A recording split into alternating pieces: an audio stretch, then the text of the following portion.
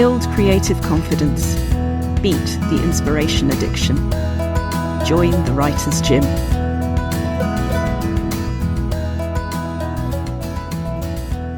My guest at the Writer's Gym today is Jenny Rogers, one of the UK's most experienced executive coaches. Jenny has been a writer and editor throughout her career. Her book, Are You Listening?, published by Penguin Random House, tells human stories from the perspective of a coach.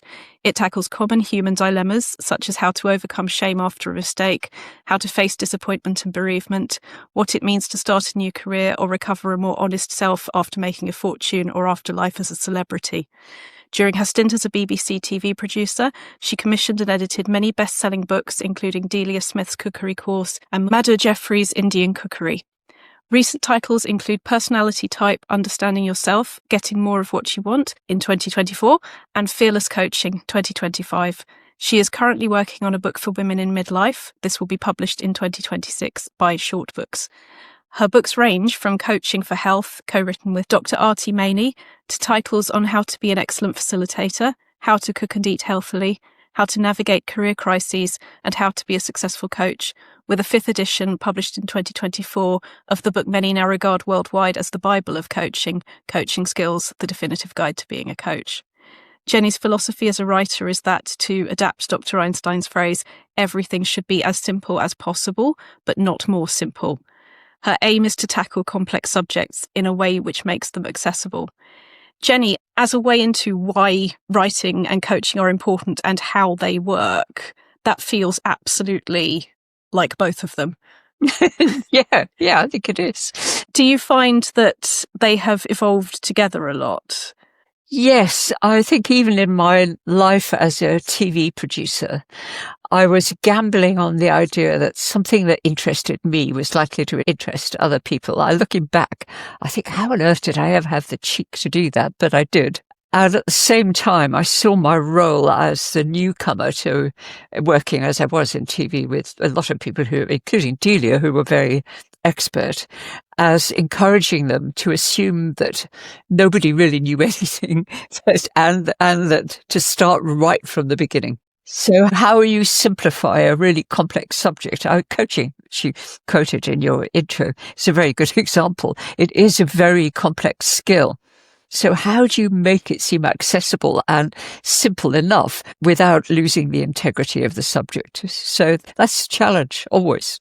Absolutely. And there's certainly another parallel for me has been the unlearning of the defense mechanisms, certainly in writing, that we get, because I was talking to some clients about this in a group this morning about how at primary school, people have this memory of the idea that writing is meant to fall out of your head in the right order in beautiful sentences, start at the beginning, finish at the end, in tidy handwriting with neat paragraphs. And so many of the adults that I talk to now worry that they are not real writers because that's not what it feels like, as if it was ever like that for anybody.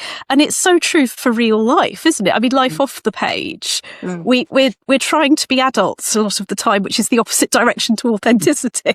Well, you're so right. I completely agree with that idea about it doesn't come as a perfect paragraph the very first time you do it. And I think this is where word processing has been so helpful. I think it's a fantastic idea. Just start writing. Don't worry about whether it's perfect, whether it reads well. You can go back to it later. You can cut and paste. You can make endless alterations. You can go on doing that right up until the moment when you press send to the publisher. And it's amazing to be able to do that. It is, absolutely. I mean, it's so funny, isn't it? Even as we as coaches talk about that sense of, am I allowed to say that? I get that with terminology, sometimes it's absolutely accurate. But I suppose what's so important about this and why I actually started the Writer's Gym is that for every writer at some level, it's that, is it all right that I do it like this? Is another writer doing it like that? And I think the journey for most of us is finding what works with us and the fact that that is okay. Tell me a bit about, I mean, we'll go all over the place, but starting with writing, what sort of supports and motivates you? Are you a sort of a ritual time of day person, or what's it like for you? Well, no, I'm not a ritual. I'm not one of those people who gets up at 6:30 and says, right, I'm closing the door. I pick up my mouse and I start writing, and nobody must disturb me for another 3 hours. No, definitely not. But I would say I am, as I've got more experience as a writer, I have understood it's a compulsion really for me.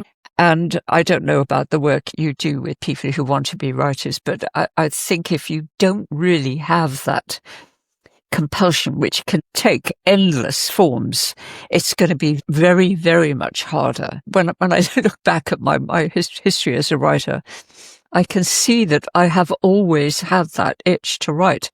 And in fact, one of my earliest actual explicit memories, my mum taught me to read and write before I actually went to school. So I was a bit of a precocious reader and writer. So I could only just have learnt to write. I think certainly I wasn't at school. And I had written a story, probably heavily plagiarized.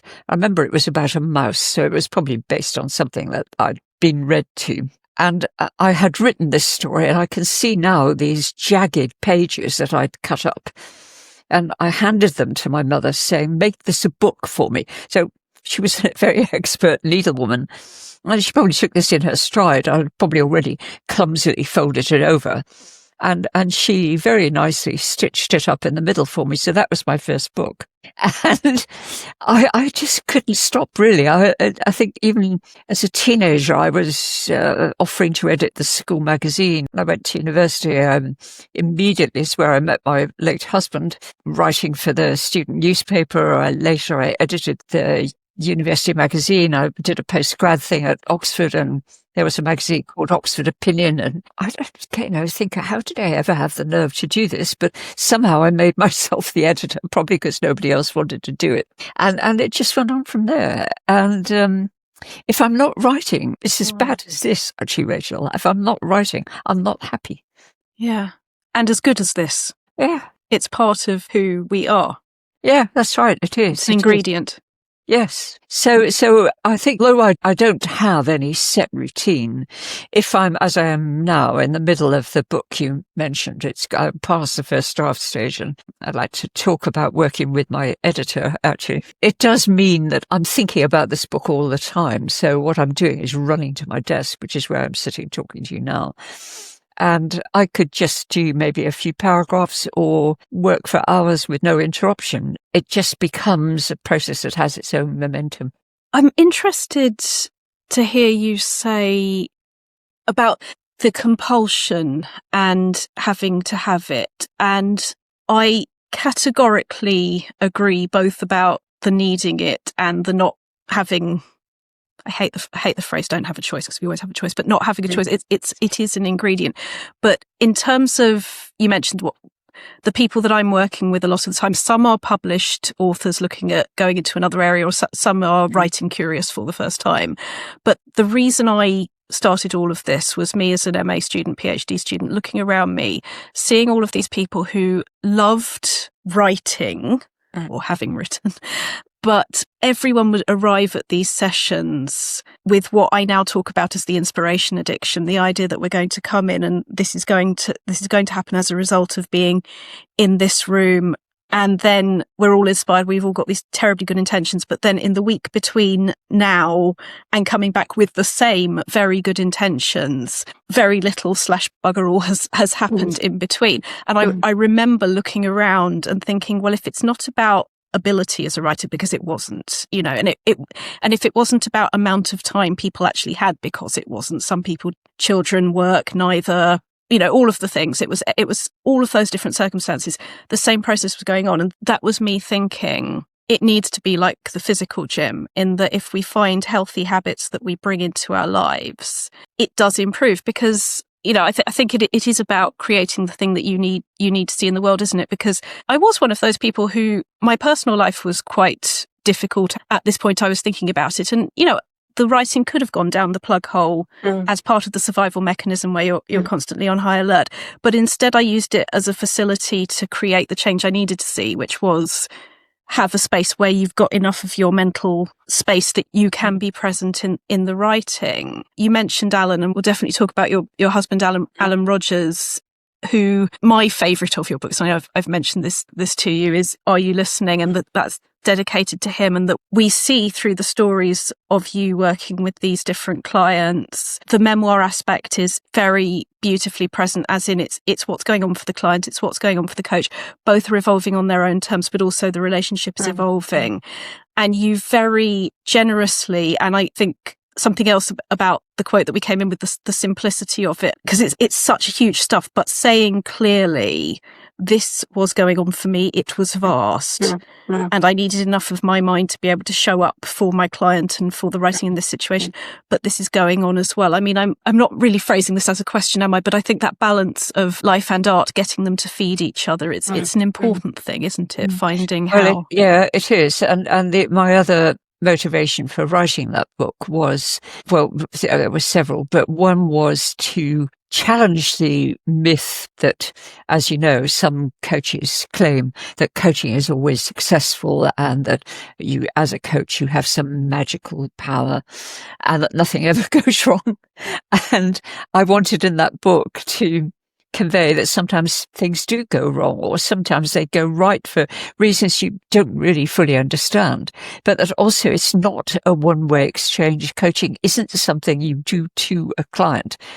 And as you've seen in that particular book, I wanted to show how often a client does something for us, even if that isn't really what they intend, and they may never know that that's what they've done.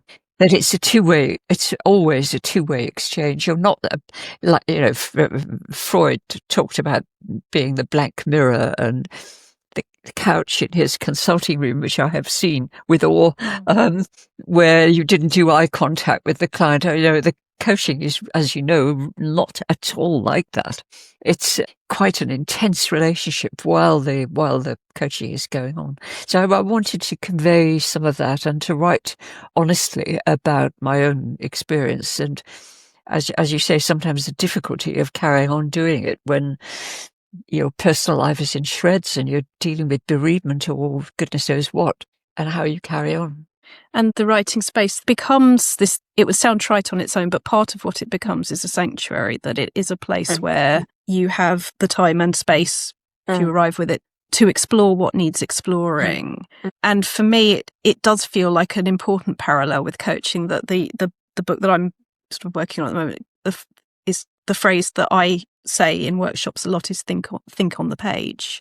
Allowing yourself to be not quite in control of what is going on, to not do it all up here in your head, but to allow a process, which is exactly what, as a coach, you're creating with the client. I think that's exactly right. And I think if people are feeling that hang up about their writing, as you describe, one way around it is just to say, well, look, don't do any formal writing. Just write a journal. It doesn't matter. No, nobody else is going to read it unless you give it to somebody specifically. And just write. Just turn off that overthinking process in your head. Just write. It doesn't matter. A useful parallel that I've enjoyed over the years is that in reality it's more like painting than it is like people's ideas of writing, that you need to do that base layer before you start filling in the landscape. And that can be that thinking on the page, that throwing it down. Yeah, I think that's right. In terms of your own confidence, or when either life is taken over or you're not in the mood for it, what have you found helpful? Are you a sort of work through it, or are you an it'll be back when it's ready? Everybody has some version of the famous writer's block. And for me, I think it can afflict me when I'm in this book I'm currently writing. The first chapter has to set out some quite complex ideas, but you only have really 8,000 words to do it, which is not very much. And to use that as an example, a few months ago, I was really, really stuck with this. And I kept thinking, I really should write this. Is this deadline? I didn't actually have an official deadline, but I'd given myself one. I really should deal with this. And what I did was to talk to my sons, who are not writers, and they just sort of listened in a kind of every now and again grunting encouragement. Not really. I mean, they know advice doesn't work, but more or less just say, "Oh, Mum, it'd be fine. No, you've done this before." I thought, yeah, okay, I have. And I was emailing one of my clients, and she's somebody who likes to download a lot of stuff. I'm actually her coaching supervisor, but she likes to download a lot of stuff before our sessions. And in replying, I said, "And by the way, I'm really stuck on this." And it was a subject that she and I have discussed a lot. I said, when you're explaining this to a client, what do you say? And she very nicely, she sent me 2 or 3 paragraphs saying, "I know you won't use this, but you can improve on this, I'm sure." And it really did help. So that was one thing. But my favourite technique, actually, I live in North London, and there's wonderful little area of it. How to describe it, really? It's called the New River Path. And it's the path of a brilliant piece of early 17th century engineering, which brought clean water from Hertford to London. And now it's really like a sort of mini nature reserve. It's only about 10 minutes from where I live. So my fail-safe is I take myself out, whether I feel like it or not, and I walk along the New River Path. And what I find is that a paragraph kind of forms in my head. And then I rush home to write it down before I forget it or before the moment goes. That is probably never what appears in the final version, but it gets through that block. Can I ask you about the going home to write it down? Because the thing that drives me mad, and this may be dyspraxia or it may be personality, I don't know, but what would drive me absolutely bonkers is I wouldn't enjoy the walk home if I was still carrying. I'd need to do it at the time. Or do you just have a better short-term memory than me? What's going on there? No idea. Honestly, no idea. But you find that it's still there when you arrive. Yes. Well, if it's actually 50 miles this whole path, but you know, to reassure you, I'm not walking 50 miles. But I might get quite a long way along it, so I'm quite a long way from home. So in that case, what I might do is stop off at some coffee place. So I do always have an actual notebook and pen with me. So sometimes while I'm having the caffeine infusion, I might just write down the bare bones of that, so that I capture it in that moment. So yeah, it could work either way, really. And it's cumulative, isn't it? That the more you get into the habit of those things, the more the brain probably does know how to carry and know when to stop and write down. I think that's right. Trust it. It. Again, as you were saying earlier, it doesn't mean it's how it's going to be in its final, wonderfully edited form, but it just gets through that thing. I know you haven't said this, but the thing that holds us back is that inner critic, isn't it? Oh, this isn't going to be good enough. Oh, this isn't clear. I can't do this. Oh, somebody else should write this better than I would. Forget it. Yeah. We have a drinking game, not with actual alcohol, but in the workshops, there's a swear box for I'm not really a writer, so-and-so is a real writer. Or, so-and-so would do this so much better than me, or this is probably rubbish. There is a swear box, but there's also a game I have called Excuses Bingo. It's a bit like the about bird spotting, where you do the time that the thought comes. And it's so refreshing when you realise that all the people whose books you love are handling those thoughts as well. Yeah, show me a writer who doesn't, and I'll show you a not very good writer. Oh, it's literally how I came to coaching, because I originally discovered coaching through Kim Morgan. I discovered the vocabulary. Yeah. For what I was already doing in psychologies, and she's written 2 of my other top 5 books. And when I plucked up the courage to email her and say, "Would you be interested?" I got this beautiful email back going, "Lovely to hear from you, Rachel. I'm not really a writer. So-and-so is a real writer. This is why I do what I do." So I emailed her back, and she's now writing author on the things that she. But it's so lovely to just bring up those examples, because it is important to know that just because one's own head is saying very convincingly, "I'm rubbish. This is rubbish. This is never going to work," it's got nothing to do with whether that's any truth at all.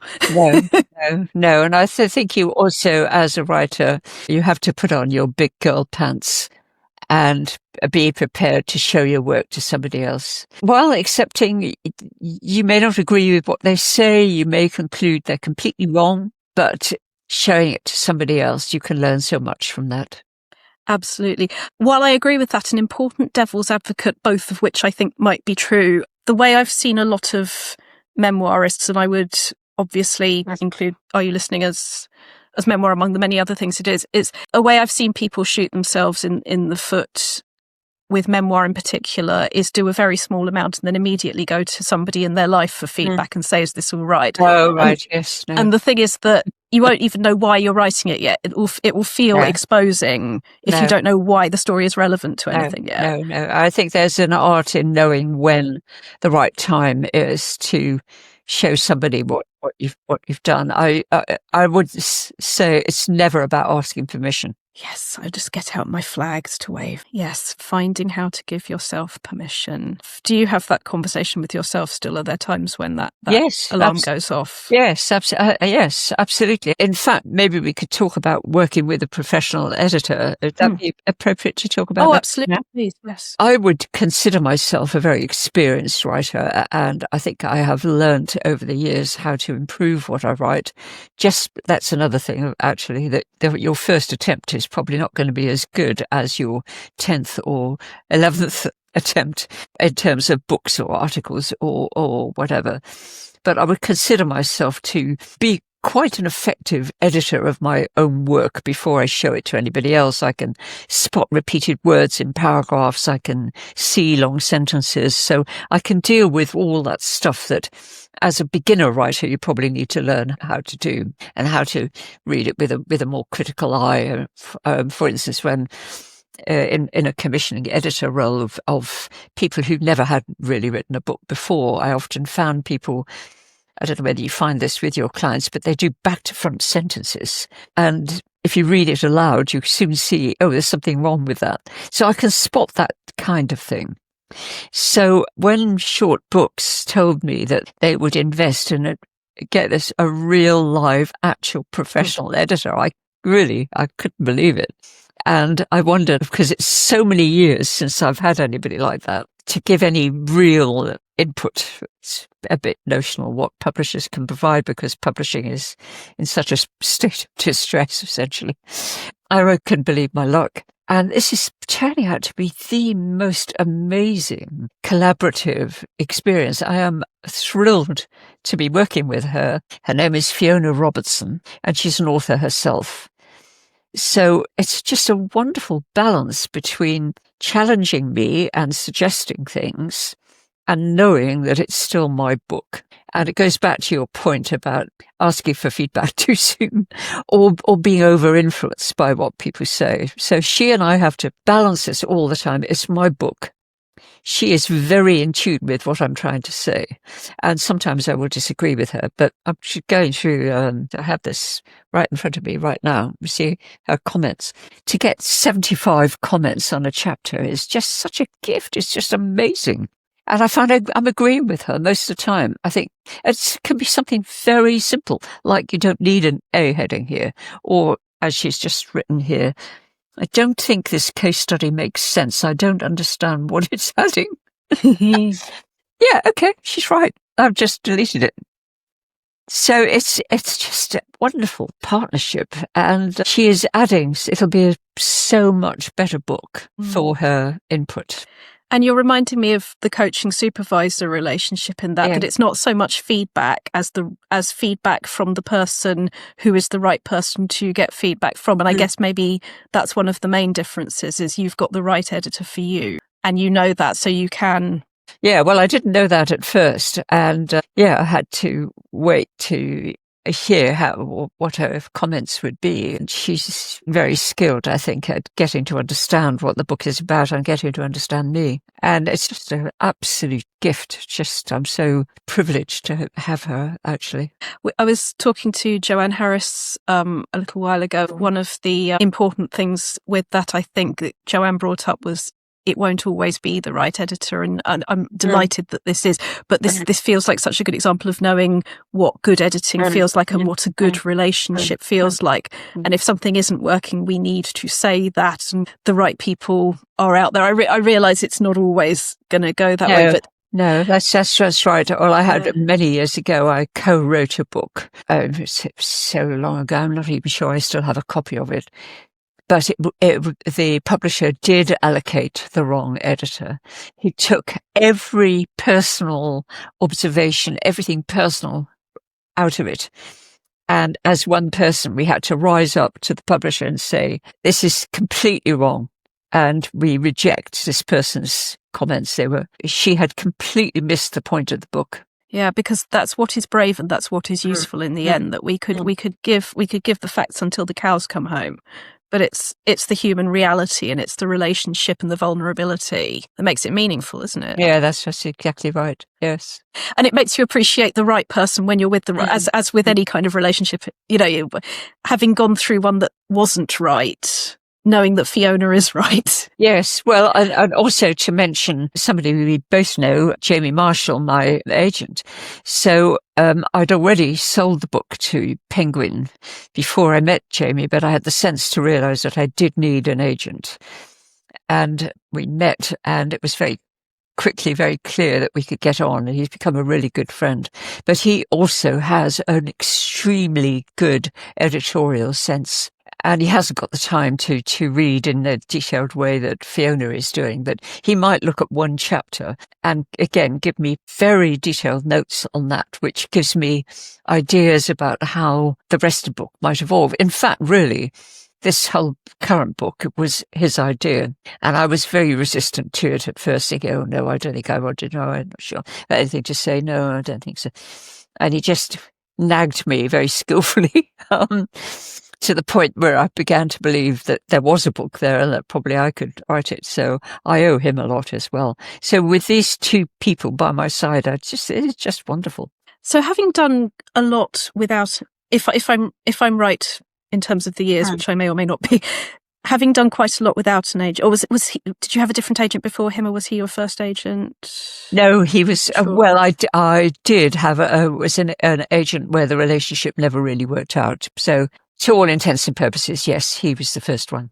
I guess again, as with the editors, therefore knowing more about what one does want from the relationship, and it is something that happens to authors a lot, isn't it? That you will find people who have had previous editors or agents where it wasn't working. And it's always, you need to say, don't you? You need to realise, when a relationship doesn't work, there's better things out there. I know you said that you are not a this time of the day person, but if you were holding that magic wand of here are the perfect but the writing conditions that help, what helps? What's a good condition of some kind? Well, I'm not sure this is the answer to your very good question, but I think it starts with having an idea which is burning away at you that you feel has to be expressed. And then it's a question of how you take it forward from there. So I think you get as many answers as there are writers to that. Some people probably sit down and write a proposal straight away. Some people would try it out on people. Some people might do a sample chapter and see whether there's anything in it. But I think it starts with that again, it goes back to the idea of compulsion and the attraction that the idea has for you. And that once that idea has taken hold, you want to express it. Then you want to express it. So then what do you do then? And I'm not sure. Well, what do you find that your writers do when you're coaching them? While I promise not to ignore that question, may I just grab something you mentioned there so I don't have a chance to let it swim away? There's the burning idea that arrives with you. But you've also mentioned where, for example, Jamie said, this is a good idea, and you said, oh no, it isn't, and Jamie said, oh yes, it is. And you came around to the idea that, yes, in the way that I'm thinking about it, the world could do with this. This is a good thing for this industry, this readership to have. It's almost like, from, not that I've been in it, but BBC examples. I mean, what I've actually got in my mind is small films. When I've heard Oliver Postgate talk about how he came up with what I would argue is one of the great genius ideas of all time, Bagpuss, it was certain parameters that had been handed to them. They did not have all the money or all the time in the world, and they created something so marvellously itself and so magical and of that moment, just a world so true to itself, because of those confines. So I accept that might not be as fun a way of beginning as when the idea arrives, but I don't know about you. I think I've done some of my best work when I've gone, well, this is never going to work, and I've got this many words and this much time, and here it is. And where did that come from? Is that fair? Is that something? Yeah, that's absolutely right. Sometimes I have been asked to write something or commissioned to write something, and I've been quite half-hearted about it, but then when I've thought about it and got into it, I've enjoyed it. And I think the circumstances where I would turn something down are that I don't feel any interest in it. I mean, for instance, I was asked by a friend if I would co-write a book with her, and she was really quite indignant when I said, look, I don't know enough about the subject. I think she thought initially it was that I didn't want to write with her. That wasn't the issue at all. I have several times collaborated with other writers, actually, on co-authored books. But it was that I didn't know enough about the subject. I didn't really care about it. And I just knew I wasn't the right person to work with her. So I said no to that. But yeah, I think it's important to keep an open mind and think, well, do I know something about this? Could I be interested in it? Could I write it? And I mean, Jamie and I had many iterations of this idea before we came up with the one that worked. So if there's something in it, I think it's worth beavering away at it. And because I trusted him, I went along with it when inside I was thinking, oh, I'm not sure about this. But I got to the point where I was. And there's something around permission as well, I think. I don't know if this answers your question or if this is a slight tangent or both. But I mean, the thing that I'm working on at the moment, because I can feel the good girl syndrome, I can feel all of the is this all right and the overthinking that comes along with it. But I absolutely know this is something that I know will help the people that I want to write for. I've got the agreement with myself that we notice when we are overthinking, and we understand that that is what happens when anxiety, or when it happens because we care about it and keep going. And I think that's maybe something for both categories, is just making sure that you are giving yourself permission to say what needs saying. Yeah, I think it's a bit of a mysterious process, this. If I think back to the Delia days of Delia Smith, I described this actually in this current book, going to the guy who was then running BBC Books and saying, well, we had already commissioned the TV series, but saying to him that what I was suggesting was 3 separate volumes to go with the 3 separate series of 10 programs that would eventually be published as a compendium. And I remember him looking at me and saying, but Jenny, surely everybody knows how to cook. I think he meant my lovely wife knows how to cook. He talked a lot about my lovely wife, and I'm quite sure he didn't know a first thing about cooking. And because I'd commissioned other books that had actually sold well, very reluctantly agreed to print 50,000, which by today's terms is still a substantial number. I'd asked him for 200,000, and all right, since it's you, well, okay, well, we'll do 50,000, but I don't think it'll sell. And in those days, you could, can't do it now, but we had a dummy of the book made with the cover, and Delia would hold it up saying, buy me, buy me. And the book sold out in 3 days. And I've very naughtily, I had viewers writing to me, bookshops writing to me, saying, why can't I buy this book? Very naughtily, it was literally a stack of letters, several hundred letters. I bound them all up and I sent them to him saying, I think you should reply to these. Yes! I got a tap on the wrist from my boss for doing that, but well, you get a salute from me. You get a standing ovation. That book has sold 6 million copies. I mean, but I'm looking back, I think, how did I have the nerve to trust my own judgment on that? But I did. I thought, I don't know how to cook. I don't. I know I'd watched my mother cook, but I couldn't cook. I was living in London, eating out in all our lovely restaurants, wanting to make the same thing myself. I didn't have a clue.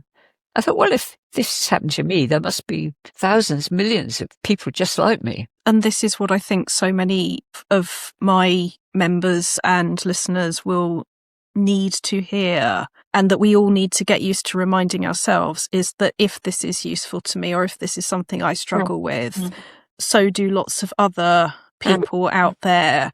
And it is on us to let creativity, not anxiety, be how that software operates, that the what-ifs we create are really, really powerful. I love that. Creativity, not anxiety, yes. and trust that you can do it, and that maybe if there are bits of it that you find difficult, there might be somebody out there who can help you. Yeah, absolutely. And asking, we have a bookmark of writing advice that isn't about writing, and say the thing is the first thing. The idea is the best writing advice is never about writing, and it's never advice. But the things that you can do to just get yourself in that zone is fantastic. I have to say, just the wonderful sense of permission that I get from what you are saying, of show up for the things that need to be said, and binding those letters so that the people making the decisions who didn't know how to listen had to see that you were right. I really hope that we all go that route with it, because I think this may or may not be the answer to what you asked, but in terms of the people that I'm seeing, it is so much about permission, and it is so much about not waiting until you have enough time, enough confidence, enough, that will happen when. It's about the small authentic steps. Yes, well, just to add to that, I put myself on a creative writing course in France, probably 10 years ago, maybe. And just because I wanted to see what it would be like. And every morning we met it was about 6:30, and we sat outside, and the task was pick up a pen. We'd all been given a notebook, and just write. You are not allowed to let your pen leave the page. Yes. It doesn't matter. You just write. You just write and write and write and write and write and write and write. That was very useful. And the second exercise was she had a range of postcards. She just handed them out randomly, and you had to write 2 paragraphs of what was going on in the postcard. And you had a very limited time to do it. So it was amazing what came out of that. It was very funny. And it was a very good illustration of turning off that censoring voice in your head. As always, the best advice is not advice, but hearing the advice that isn't advice, in that knowing that what is in here is looking for some way of coming out, and the prompts are those diving boards. That's exactly See right. Where you go. Oh, it's been a pleasure and an honour, Jenny. Oh, thank you so much. Thank you for asking me. I've loved talking to you. Jenny Rogers, thank you so much for joining the Writers' Gym. Okay. You're very welcome. Okay. Bye now. You've visited the Writers' Gym with author and coach Dr Rachel Knightley. Production and sound design are by Ashley Lexine, and theme music is by Chris Gregory. To join a Writers' Gym workout online or in London, as a guest or as a member, visit writersgym.com or email thewritersgym@rachelknightley.com.